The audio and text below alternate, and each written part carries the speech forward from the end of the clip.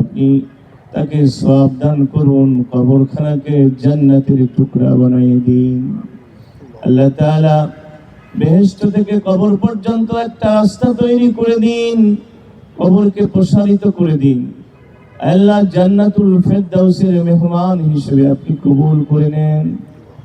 আল্লাহ তাআলা তিনি এবং তার পরিবার দেশের জন্য যে জুলুমের শিকার হয়েছে, আল্লাহ তার উত্তম বদলা, উত্তম যাজা আপনি দান করেন মাবুদ রব্বুল আলামিন। তার যে আদর্শ ছিল সে আদর্শ আমাদের ধারণ করার তৌফিক দান করেন।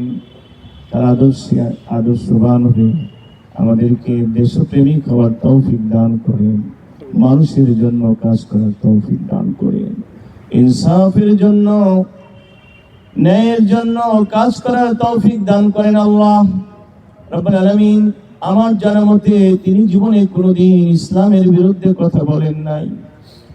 আল্লাহ তাআলা মেহেরবানি করে মহান শিক্ষাটা আমাদেরকে নেওয়ার তৌফিক দান করেন। রব্বুল আলামিন আপনি তো জানেন আপনার বান্দার মধ্যে কত গুণ ছিল। আল্লাহ তাআলা আমরা সবাই যাকে ভালো বলছি নিঃসন্দেহে আপনার কাছেও সে ভালো মাবুদ। আল্লাহ তাআলা অন্তর থেকে বলি, হৃদয় থেকে বলি, মেহেরবানি করে তার জীবনের সমস্ত গুনাহগুলো মাফ করে দেন। আল্লাহ জান্নাতের মেহমান বানাই দেন। আল্লাহ তাআলা তাকে আপনি ক্ষমা করে দেন। আল্লাহ আমরা অনেকেই আমরা বিভিন্ন সময় তার জন্য চোখের পানি ফেলেছি, আপনারা জানেন, আপনি জানেন মাবুদ। আল্লাহ তার সাথে তো আমাদের কোন রক্তের সম্পর্ক নাই। আল্লাহ এই সম্পর্ক কিসের? এই সম্পর্ক শ্রদ্ধা, এই সম্পর্ক তার সততার জন্য। আল্লাহ তাআলা মেহেরবানি করে তাকে আপনি মাফ করে দেন। আল্লাহ ডান হাতে আমলনামা দিয়ে দেন। আল্লাহ তাআলা সর্বোচ্চ আপনার প্রিয় মানুষদের কাতারে তাকে শামিল করে দেন।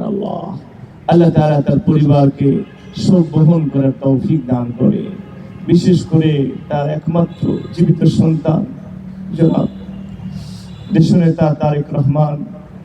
আল্লাহ তাআলা তিনি অনেক কষ্ট করেছে, অনেক জুলুমের শিকার হয়েছে, ভাইকে হারিয়েছে, মাকে হারিয়েছে, দাদিকে হারিয়েছে, পরিবারের আপনজনদেরকে হারিয়ে তিনি একা হয়ে গিয়েছেন। আল্লাহ তার চেহারার দিকে তাকালেই কতটা দুঃখ ভারাক্রান্ত এটা বোঝা যায়। মাবুদ রব্বুল আলামিন ধৈর্য ধারণ করার তৌফিক দান করে, দেশকে সঠিক নেতৃত্ব দেওয়ার তৌফিক দান করে।